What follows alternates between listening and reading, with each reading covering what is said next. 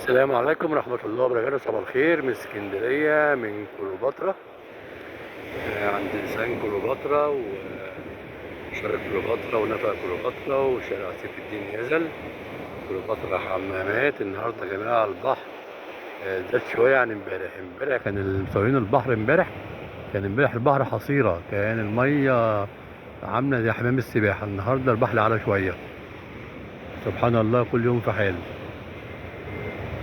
مع ان البحر حلو جدا بس مش شايف صيادين، يعني النهارده ايه، اربع تقريبا، محدش بيصطاد، يعني مش عارف ليه. في كده كمان صياد على اللسان هناك هم شايفهم من بعيد بس مش كتير يعني. ممكن الظهر بقى مشوا في مراكب الغزل جوه في البحر، شبك وغزل. المية جميلة صافية الحمد لله، بس البحر يعني عالي شوية كده، بس جميل الصراحة.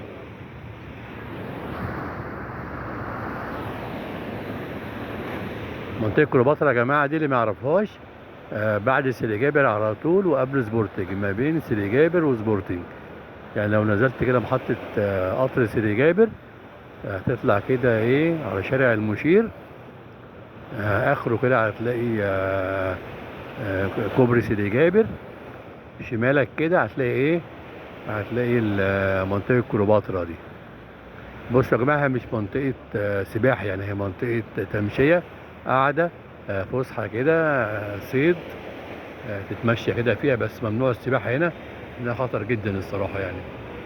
هنا كان في زمان شاطئ كليوباترا، بس مع توسيع الكورنيش والشارع اتردم وبقى ايه، حط البلوكات دي.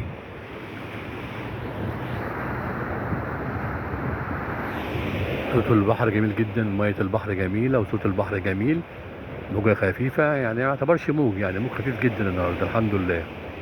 بحر معتدل النهارده، شوية هوا حلوين كده زي الفل.